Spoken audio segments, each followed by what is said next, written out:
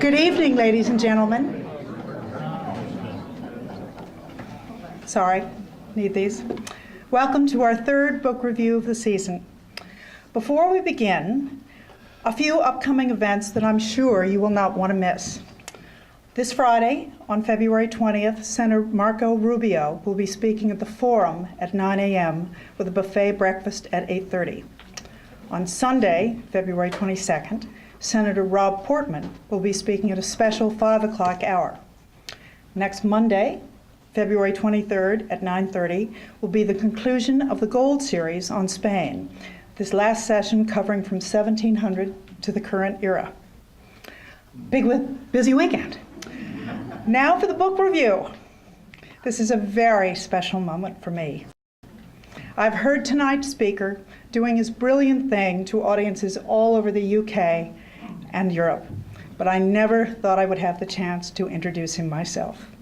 To talk about An Officer and a Spy by Robert Harris, I have the greatest possible pride to introduce my husband, James Cooke.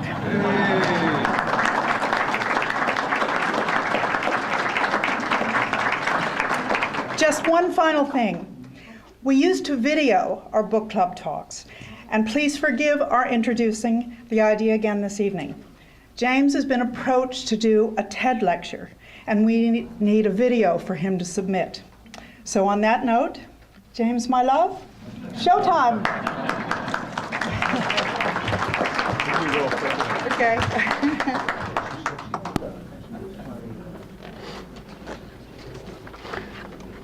Well, thank you, my love. And that's the first time I've ever said thank you, my love, to my introducer.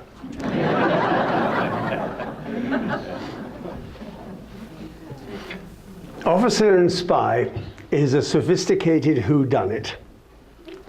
And like all such books, the more you know in advance about the story, the less fun it is to read it. All you really need to know today is it any good? And should I read it? And the answer is yes and yes, which should make this, my friends, the shortest book review on record. Except for just one thing. Officer and Spy takes place at such a tipping point in history. Its context is so rich that if you'll allow me, I'll use the time as much to summarize that context as to threaten to destroy your enjoyment by describing too closely what it's all about. So to start with, by way of introduction, with my own wider perspective, I never cease to be amazed at the extent to which history repeats itself, at the degree which nations dupe themselves, and the ease with which whole peoples will go to war, and above all, at how unlearning we all are. Come back with me now to the end of the 19th century, to the 1870s and the lead up to the world of Officer and Spy. And bear with me as I build up the background to France's capitulation and collapse of confidence. To Paris, at once the cultural center of the world, and also a city in turmoil, struggling to come to terms with its failures and its defeats, and unwittingly laying the tracks of the unstoppable train of history running into the 20th and 21st centuries. So back to the 1870s and the 20 years before Officer and a Spy begins.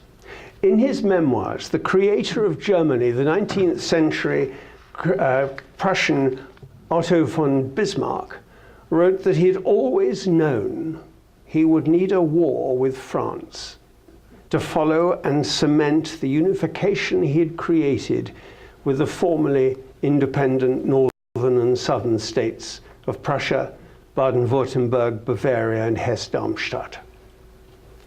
He was convinced that the best way to cover up the differences between their cultures and histories was to take their eye off the ball and find a war with a common enemy.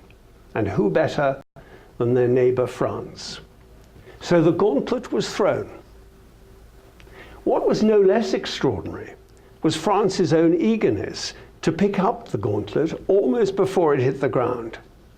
Her generals, brazenly confident of victory, reassured Emperor Napoleon III of France's supremacy. Parliament voted 107 to 41 in favor of glory, and off they all went to war on August the 19th, 1870. Bismarck had chosen his moment well. In a series of lightning attacks, the German troops encircled the French at Metz and then Sedan, and by September the 19th, Paris was being bombarded. The war had lasted just 5 months. France was defeated and in a state of shock.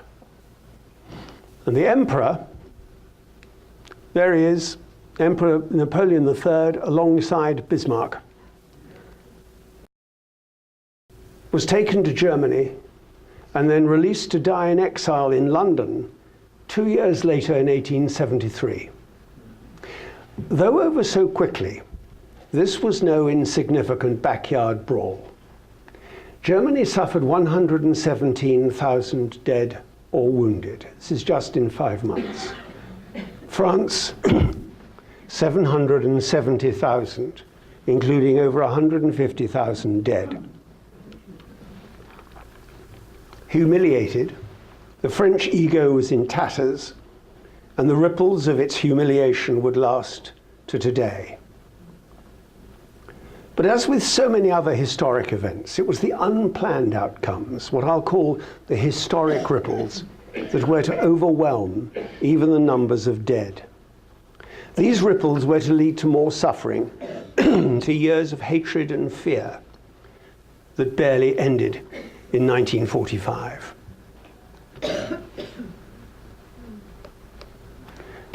The first ripple, the future Kaiser Wilhelm, as a prince, had ridden into battle with the cavalry and become convinced of the ease and speed with which a war could be fought and won, a misguided conviction that would carry over to his attack on France in 1914.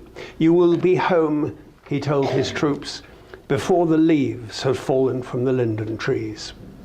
And despite the worn-out and protracted reality of World War I, the ripple of faith in speed would persist to Hitler's reliance on blitzkrieg in the 30s. A second ripple. In 1874, France was forced to pay enormous reparations, and it lost Alsace and Lorraine, that it would seize back in its own reparations at the end of World War I in 1918, and thus generate part at least of Hitler's justification for warmongering once again in the 1930s, as he sought Lebensraum and as he saw Germany's rightful lands returned. And just as Berlin would suffer later in the 40s, so this time in 1870, it was the turn of Paris, bombarded and starved to a standstill. There were no horses left in Paris when it ultimately surrendered. Victor Hugo, the author of Les Miserables, had returned to Paris as the siege began. "We're eating horse in every form," he wrote. And a month later he told his friend, "People are making rat pâté," and added with glee, "It's quite good."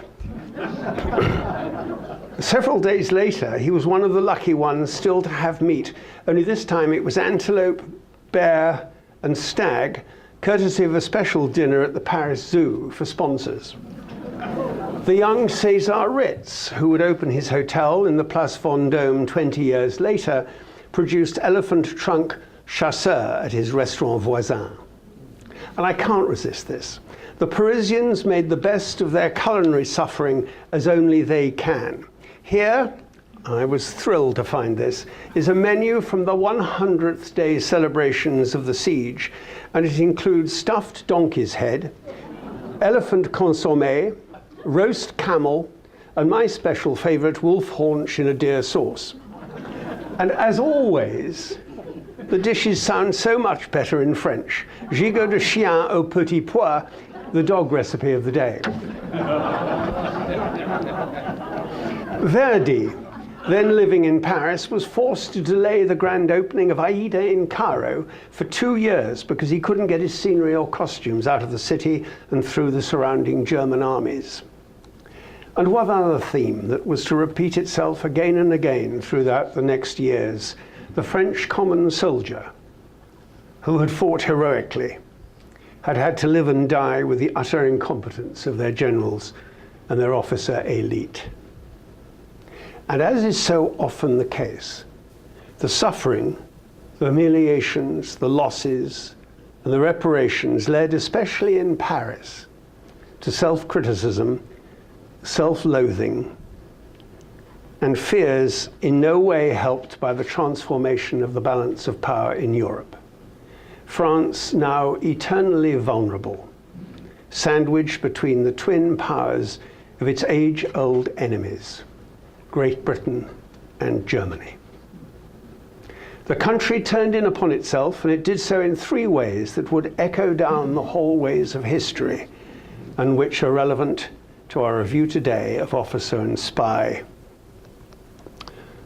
This excellent book by Robert Harris, his outstanding account of the Dreyfus case, which erupts into Paris 20 years later in 1894. In the first place, French society split between the conservatives, Catholics, monarchists, the traditionalists on the one hand, and the new Republicans, the free thinkers, the Democrats on the other. Gradually there grew a polarization between those resisting change, unwilling to challenge previous thinking, and determined to bolster often unjustified positions, and those in many cases no less extreme or dogmatic, wanting to change everything and to purge the past. And this polarization can best be seen, for our purposes at any rate, in the arts, in the army, and finally in scapegoating, in anti-Semitism. Let's take the arts first. It's more fun to start there anyway. For most of the 19th century, the Académie des Beaux-Arts had dominated French art. This is Jérôme, without question, the greatest artist in France as far as the Académie des Beaux-Arts is concerned, and possibly a new name to almost everybody in the room. Here was the preserve of traditional French painting standards of content and style. Historical subjects, religious themes and portraits, and especially those adding to the glory of France, were valued. Landscape, still lives, were not. Realism, brilliantly burnished, perfect. Nudes, yes, but only in allegorical or historic settings. Here's an example. This is Phryne. This is again by our man Jérôme. Phryne before the Athenian court. To my eyes, prudish, salacious, and pretentious. But not only to my eyes. Here's your own Jeff Koons, choosing this very picture to caricature. But as the Académie fought for its historic standards, so Paris, at the same time, had become the modern cultural cauldron of the world. And after being turned away repeatedly, in 1874, a new breed of artists created their own cooperative of painters and sculptors and faced harsh criticism. Monet, Cézanne, Morisot, Pissarro tried instead to catch the moment, to paint outdoors, to create the impression of reality. No black. When Cézanne died, his friend Clemenceau replaced the black shroud on his coffin with one of brightly colored flowers. It was the scathing review in the newspaper of the day, Le Charivari, of Monet's painting Impression Sunrise that led to the word Impressionism. Wallpaper, in its embryonic state, is more finished than that impression of a seascape, is what the critic actually wrote. The fall of Paris in 1874 coincided with what became to me known as the start of the Belle Époque. A brief glimpse at the artistic depth, the diversity, and the riches over the next 20 years saw living cheek by jowl with the Impressionists such as Cézanne, the sculptor Rodin, composers Debussy and Ravel, Émile Zola, Marie Curie, Freud. And as an intriguing aside, an American who achieved great fame in the 19th century Paris was neither an author nor an artist, but Napoleon III's dentist. I give you Thomas W. Evans, formerly of Philadelphia. Evans' influence over the emperor was so great that he reportedly dissuaded him from intervening in the American Civil War on the side of the South. He was no less against war in Germany. And when Napoleon was captured at the end of the Franco-Prussian War, it was Evans who spirited the Empress Eugénie out of the country and to England and safety. I suppose the moral of the story is start paying a little bit more attention to our dentists. And I could, by the way, spend the whole of the afternoon simply talking about this remarkable man. He was quite extraordinary. He ended fabulously rich from property speculation in Paris. Another of his clients and commercial confidants was Haussmann, the grand architect of the Paris we all now know and love today. Evans returned eventually to the United States and wound up endowing the School of Dentistry in Philadelphia. The arts in Paris was a world of challenge and change. But in the army, little changed. Promotion was largely by seniority, and the officers marched to an unquestioning and largely unthinking code of obedience to orders. Uniforms remained gloriously resplendent.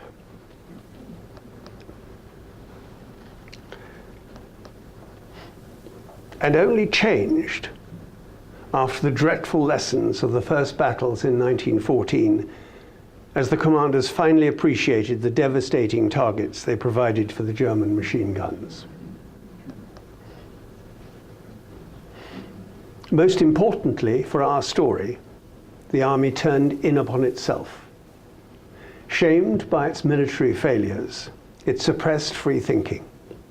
It stuck increasingly to its own class, its own cultures, and its own way of doing things.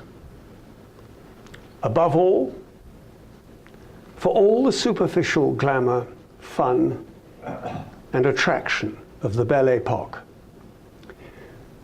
this was the time when anti-Semitism began to build an obscene and structural hold on a society looking for scapegoats, looking for someone to blame.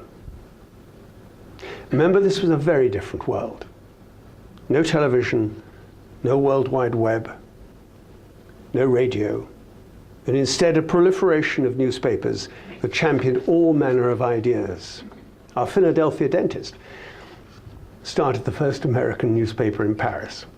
As I said, it was a rich life, man of many parts. And one of the leading French voices in the mainstream Paris press was that of Maurice Barré. In 1870, as a boy in Lorraine, remember Alsace and Lorraine, Barré had watched his French soldiers proudly march to war and seen them retreating in humiliation a few days later, experienced the German takeover, and fled with his parents to Paris. By the early 1990s, and now head of a Paris daily La Cocarde, Barré was pouring out the racial beliefs he'd learned at the Sorbonne, a distortion of Darwinism, a perpetual searching for scapegoats, enemies within, an explosive and unthinking cocktail of nationalism and self-serving racialism. At its core, and led by France, by the Sorbonne in Paris itself, was eugenics, the science of improving the human population by controlled breeding. The iron logic of eugenics led to a knee-jerk rejection of foreigners, people who didn't fit in, who could infect the purity of your own race, and to much of the underlying philosophy behind the future Holocaust. Here is Barré remembering his Sorbonne professor's apocalyptic lectures. He had faith in the regenerative virtue of steel and fire. We must confirm the age-old duel with Germany, our hereditary enemy determined to master us. It is our duty, our heroic joy, to fight for the sake of fighting, to remain pure and to counter the Jew. Few Western countries escaped the virus of anti-Semitism or of eugenics. Even here, in the greatest polygenetic nation of all, there survives a faint echo, a ripple, in the form of an old stucco house still standing. It looks over Long Island Sound, the eugenics record office of the United States, part of Cold Spring Harbor Laboratory. And it was founded in 1910 with the aim of breeding purer citizens. It was closed in 1944. Paris in November 1894 was at once the most vibrant city of culture, the center of much scientific and intellectual discovery, and it was also the focus of self-doubt and humiliation, of cover-up and a breeding ground for unreason and racial extremism. And it was into this world that there came the first word of a Frenchman, a Jewish captain named Dreyfus, facing a secret court-martial for treason, for spying for Germany. And it's out of this maelstrom of political, cultural, and social contradictions and divisions that Robert Harris has created his haunting page-turner whodunit.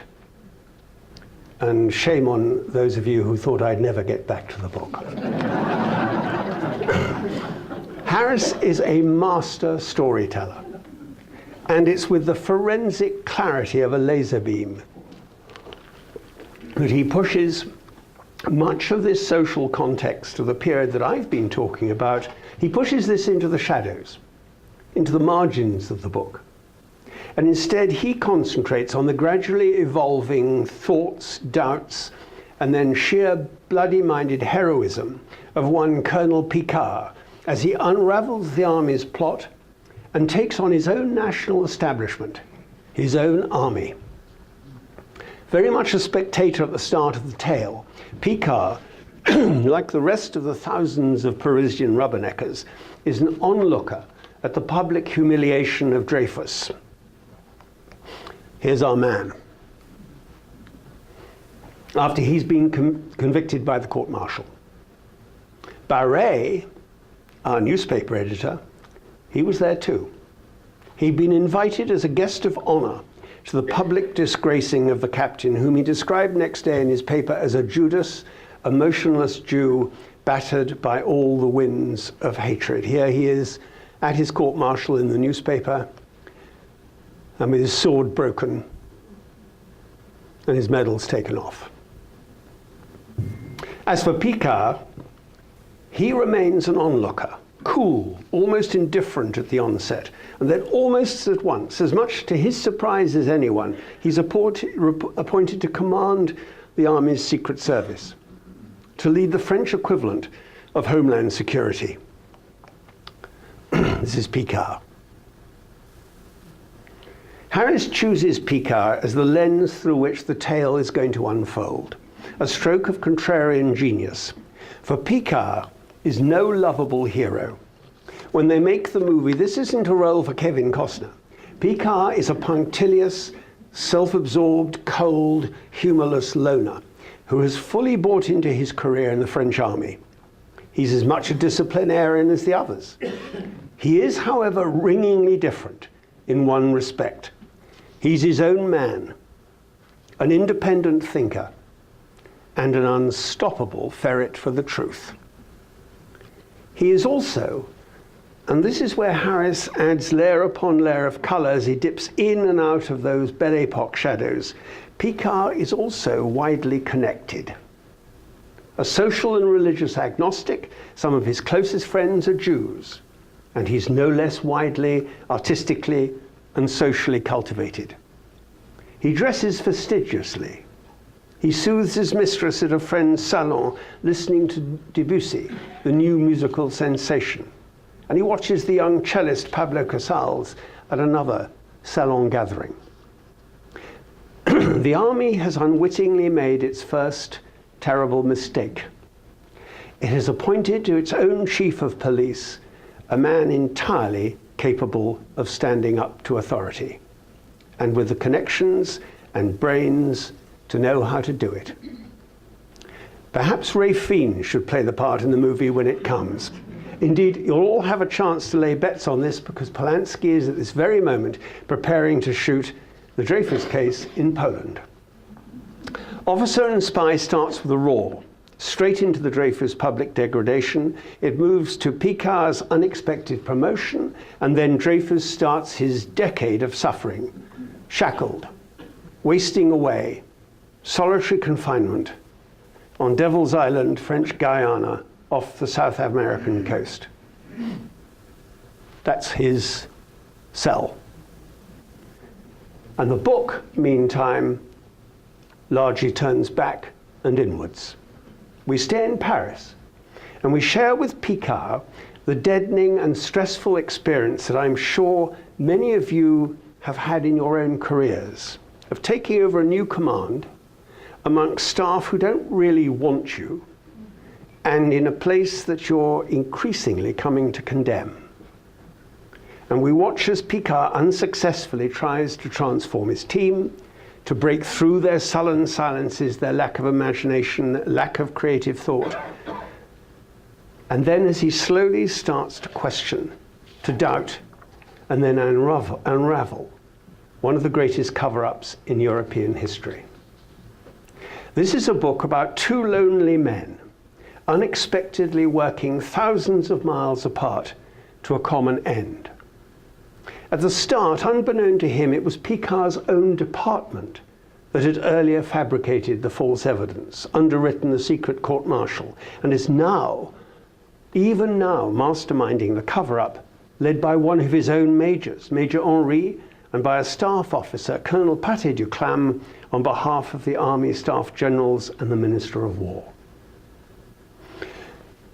The Army made its first mistake in recruiting Picard, and it no less made a mistake in choosing Dreyfus as its victim. A little shred of a man, they're determined he'll perish, manacled and forgotten, far away from home. But for all his terrible suffering, he too remains steadfast. His life-saving love for his wife, Lucy, and hers for him, defiant throughout.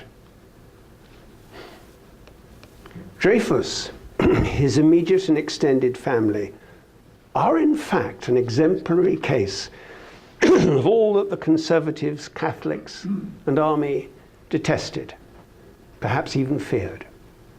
Hugely prosperous through textiles, the young Dreyfus came from Alsace. Yes, that's the Alsace fought over with Lorraine, 1870, 1914, 1939.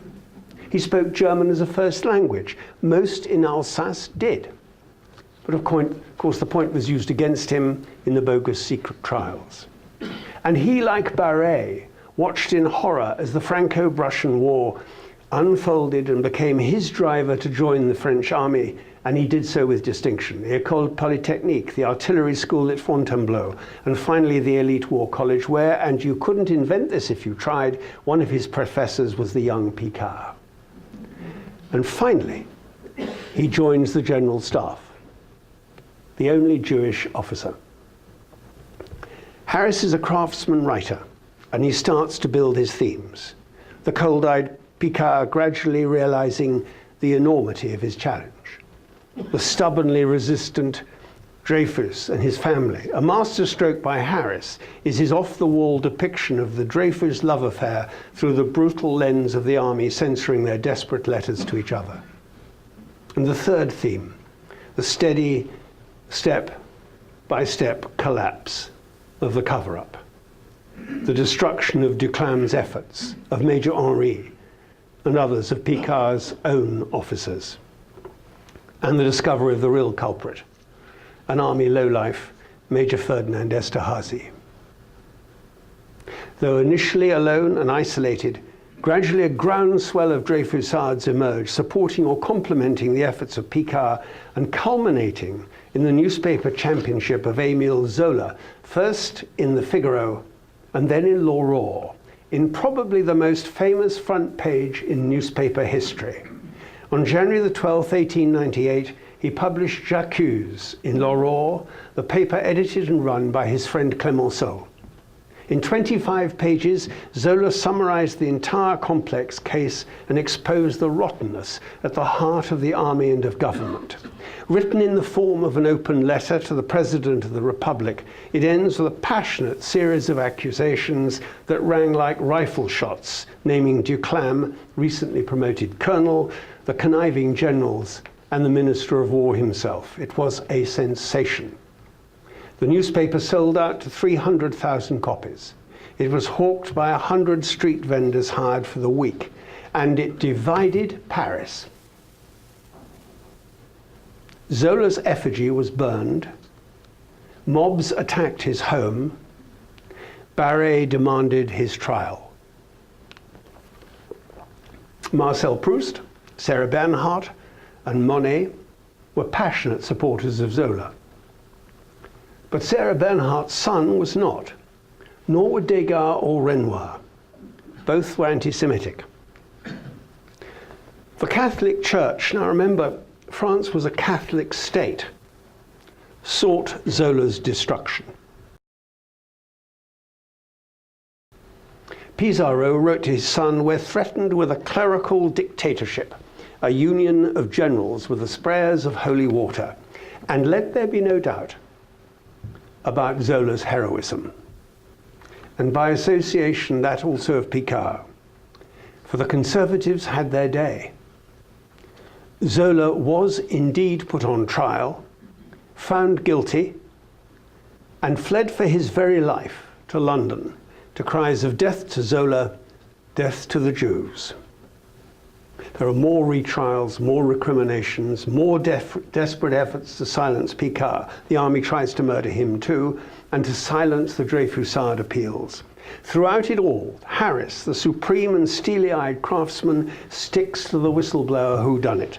Most of my comments remain just off-page, in the shadow, in the margins. But the pressure tells. Henri, also by now promoted colonel, coins of silver for his treachery, commits suicide. The cover-up cracks. And finally, Dreyfus' 8-year solitary ordeal is over. Here at the apotheosis of the story is Harris in full flight, and the voice is that of Picard. It is almost 7. I take a seat just behind Matthew Dreyfus, who turns and shakes my hand. Lucy nods to me, her face as pale as a midday moon, and manages a brief smile. The lawyers enter clad in their black robes and their strange conical black hats, the giant figure of Laborie gesturing with elaborate courtesy for the older lawyer to go ahead of him. And then a cry from the back of the court, "Present arms," and a crash of 50 boots stamping to attention. The judges file in, led by the diminutive Colonel Jouet. He wears a white bushy moustache, even larger than Biot's. So huge, the top of his face seems to peer over it. He mounts the stage, takes the central chair. His voice is dry, hard. Bring in the accused. The sergeant usher marches to a door near the front of the court. His tread is very loud in the sudden silence. He opens the door, and 2 men step through. One is the escorting officer, and the other, Dreyfus. The courtroom gasps, I among them, for he is an old man, a little old man. With a stiff walk and a baggy tunic, his frame is now too shrunken to fill. His trousers flap around his legs. He moves jerkily to the middle of the courtroom, pauses at the couple of steps that lead to the platform where his lawyers sit, as if to summon his strength, and then mounts them with difficulty, salutes the judges with a white-gloved hand, and takes off his cap to reveal a skull almost entirely bald, except for a fringe of silver hair at the back, which hangs over his collar. He's told to sit, and then Jouet says, "Accused, stand," and he struggles back to his feet. And thus starts the final retrial. So what are the protagonists in this story? What actually happened after Dreyfus is finally pardoned? How did history unfold? Esterhazy. Well, let's start with the traitor. Discreetly and shamefully put out on a military pension with the rank of major, the man who really sold secrets to the Germans shaved off his moustache, fled France, to England, to Milton Road in the village of Harpenden, a nowhere street in a nowhere suburb just outside London, where he lived happily for 30 years. What of Duclam, the coordinator of the cover-up and an example of the unthinking follower of military authority? And no less heroic for all that. Certainly he had a personal honor code that was worthy of respect. He resigned from the army the moment Dreyfus was pardoned in 1900 and was then readmitted in 1914 at his urgent request and sent to fight in the front. Wounded twice at the Battle of the Marne, he was decorated for heroism and died of his wounds 2 years later in 1916. But whatever his own honor code, his story does not end there, and nor should the opprobrium. And here's another of those stupendous ripples in the terrible seas of history. For his son would achieve infamy 25 years later as the Vichy government's general commissioner for the Jewish question. And he narrowly escaped execution by the Americans for his role in facilitating the Holocaust in France. Clemenceau. Let's get on to much more positive territory, higher ground. The editor of Le Roi, the champion of Monet, a regular visit to Monet's home in Giverny. And here, I love this photograph, these two lovely old boys, and they'd been together forever. He was responsible for pushing his aged friend to paint arguably the greatest painting of this era, the 8 murals that make up the water lilies. You can see them in the Musée de Lingerie at the western corner of the Tuileries Gardens. But there's so much more about Clemenceau. He's to achieve a preeminent place in the pantheon of French heroes. Nicknamed the Tiger, he will become France's prime minister and lead them to victory at the end of the First World War. And here comes another of those ripples. At the Treaty of Versailles, and here he is with Woodrow Wilson on the right, Orlando, the Italian, is on the left, talking to Lloyd George on the extreme left from Britain. And it was at that treaty that he would drive through the excessive reparations that would in part least lead to Hitler and World War II. The stature of Clemenceau in the Hall of Fame is such that Eliot Cohen features him alongside Lincoln, Ben-Gurion, and Churchill in his study of wartime leadership.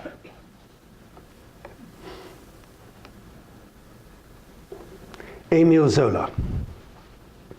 This is a friend reading to him a portrait by Cézanne. And I should have showed you this earlier. This is the front page of Le Roi. The novelist Titan, author of Germinal and Thérèse Raquin, and the winner of the first 2 Nobel Prizes for Literature in both 1901 and 1902, returned to Paris in 1900 and died 2 years later. Or did he? He may have been murdered. yet another ripple. One chilly night, he retired to bed, leaving his coal fire burning. The house was locked and bolted, as was his custom, for he still received death threats for his part in the Dreyfus scandal. He was dead the next morning from carbon monoxide poisoning. No amount of detective work could explain the death.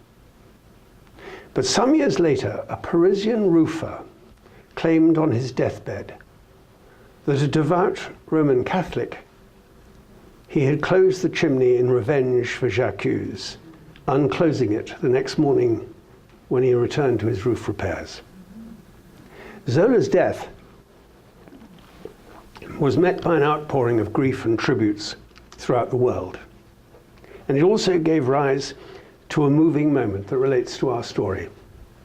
The day before the funeral, a colonel in full dress, wearing the Legion of Honor, appeared quietly at Zola's Rue de Percel address and kept vigil at attention throughout the night beside the grieving Madame Zola.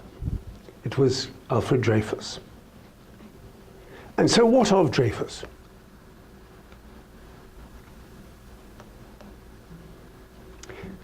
Declared innocent, pardoned, and despite permanently affected health, he re-entered the army at the outbreak of World War I.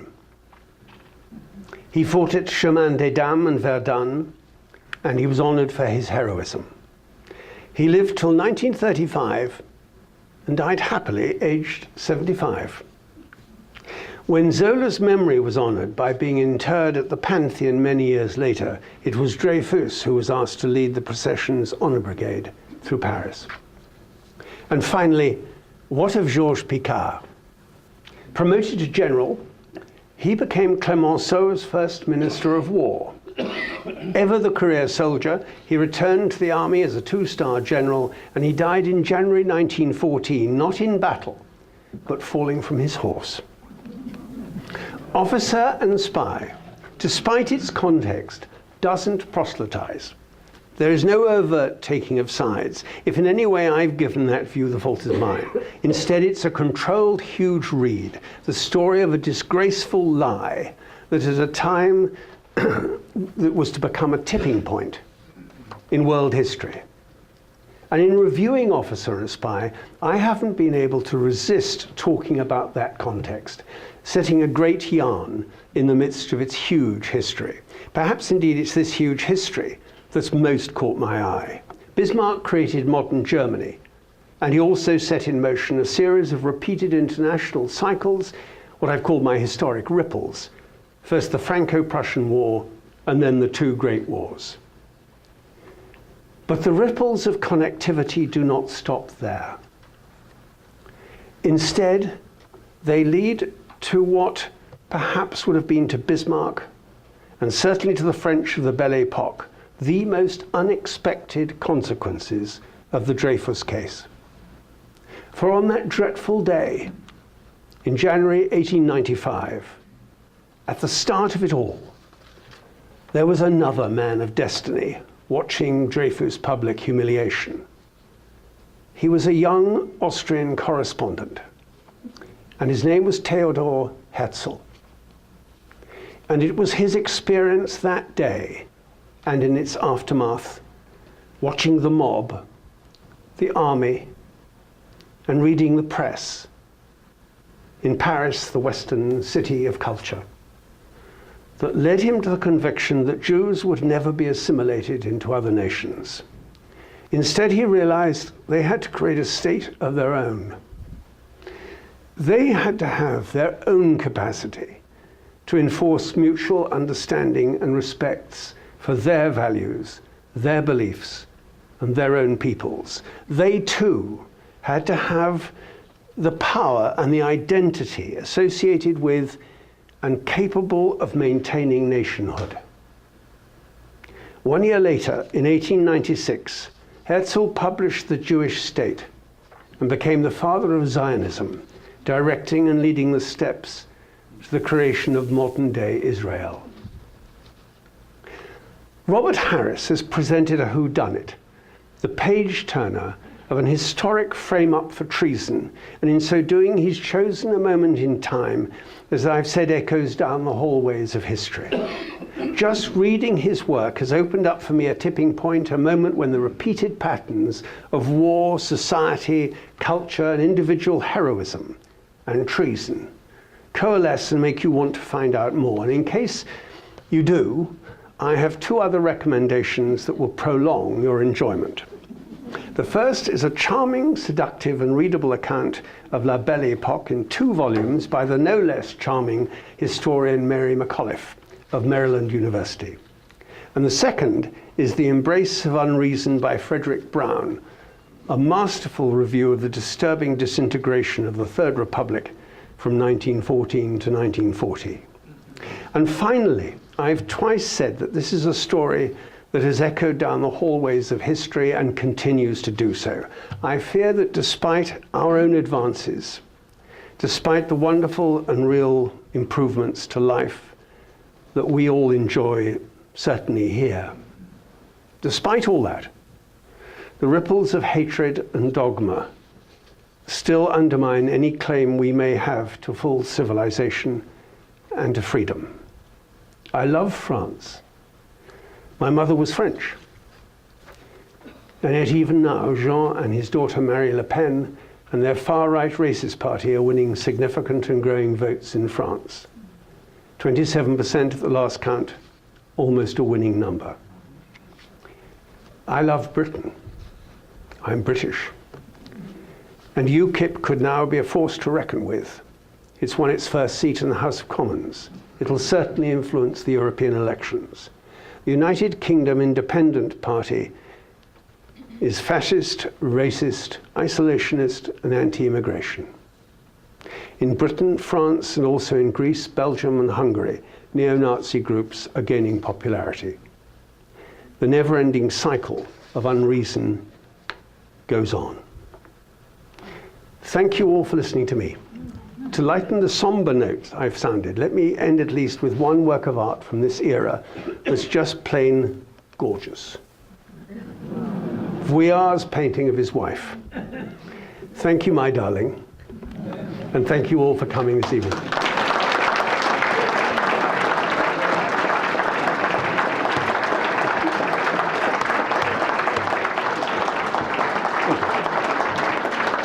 Any questions?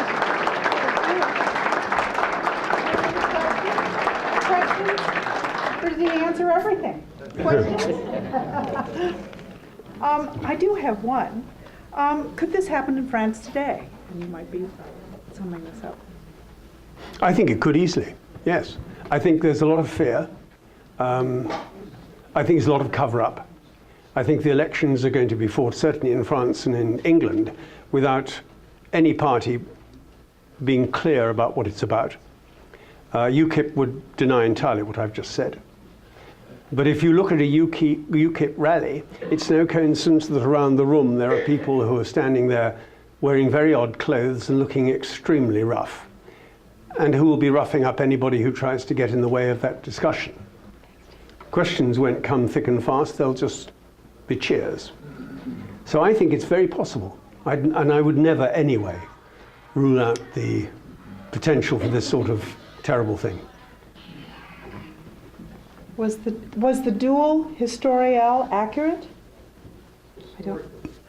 Was the duel Historically, the duel. The author has written many books in which it's called faction. He's meticulous in his research. I have no idea about the duel, I'm afraid. I can't actually remember it at all. But it will have happened if he said it did. He has this extraordinary ability to look very, very clearly at what was going on, and then to turn it into a story which just stands on its own. I mean, it was almost as though he could have made that book up. It reads so well, to my mind. And it so happens is also true. Didn't Napoleon III start the war? Not the Germans? Wow. Now we're into... Hour. How long have you got? But really the answer is no. The war would never have started if it hadn't been for Bismarck's encouragement. Both sides. Napoleon had just actually been quite successful in one or two skirmishes elsewhere, and France was ridiculously feeling its oats and very conscious of the British Empire that was being created all around it. So there's a huge amount of envy going on, a huge amount of problems to do with Britain's growth in trade and so on. So certainly France was eager, but Bismarck saw this as the one chance he had to cement the immensity of his major focus, which was how to create a unified Germany, which is what he just achieved. So I certainly think, whereas France, as I said, France picked up that gauntlet virtually before it hit the ground. This was the easiest war to go to. I can never understand that. Always seems to be quite astonishing that people rush to war. Any other questions? Well, thank you all. Very good. Thank you.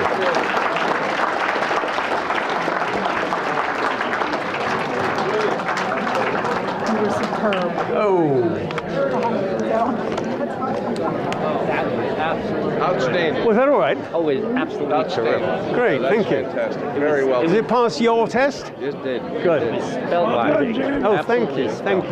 Brilliant. Is it all right? Oh, Thank you. the best. Yeah. You did your homework. It was fun. Didn't he, though? That was a lot of fun. I haven't heard that much history since I was in college. That was Fantastic. professor-like, wasn't it? It was. Well, it was yeah, fun. I wanted to take notes. Oh, you're welcome. Lovely to see you. Welcome back. See you Saturday. Yeah, can't wait. Oh, yeah. Welcome. Oh, here are two of my favorites. All right. Yeah. Thanks so much. Fantastic. Oh, you are sweet. Thank you. Oh, Thank you. fantastic. We got to play golf. Best ever. Oh, you are sweet. Well, I could just echo all this except for what you said. that So was lovely. erudite. Thank you. Erudite.